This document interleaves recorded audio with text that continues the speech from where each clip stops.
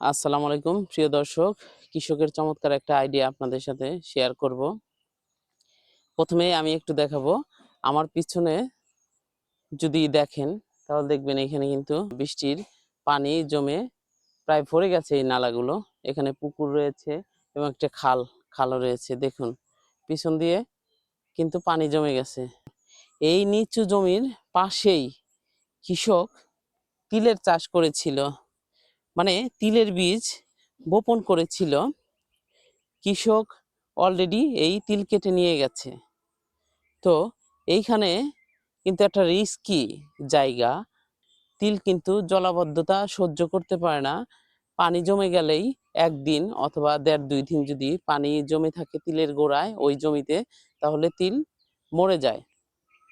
কৃষকের আইডিয়াটা এমন ছিল যে আগাম আমি তিলটা চাষ করব। আগাম তিলটা চাষ করলে তিলটা উঠে যাবে, বৃষ্টির পানি আর পাবে না বা বর্ষার পানি পাবে না। এতে করে কৃষক লাভবান হবে। দেখুন তিল অলরেডি কাটা শেষ। যদি আগাম ফসল করার চেষ্টা করি অথবা করি, তাহলে বর্তমানে যে প্রাকৃতিক দুর্যোগ বা জলবায়ুর পরিবর্তনের কারণে বিভিন্ন ধরনের প্রাকৃতিক দুর্যোগ দেখা দিচ্ছে, তার মোকাবেলা করার জন্য আমরা আগাম ফসল চাষ করতে পারি। আগাম ফসল চাষ করলে এবং উচ্চ ফলনশীল স্বল্প জীবনকালের ফসল চাষ করলে লাভবান হতে পারবো এবং ক্ষয়ক্ষতি কম হবে। ঝড় বৃষ্টির হাত থেকে ফসলকে রক্ষা করা যাবে। দেখুন আমি যদি দেখাই একটু আপনাদের, এই দেখুন তিল কিন্তু জমিতে কেটে নিয়ে গেছে।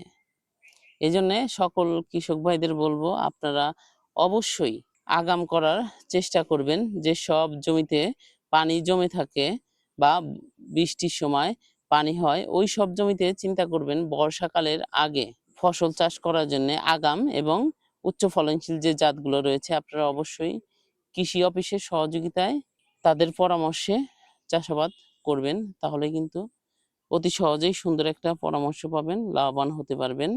আজকে এই পর্যন্তই। সকলে ভালো থাকবেন, সুস্থ থাকবেন। ধন্যবাদ।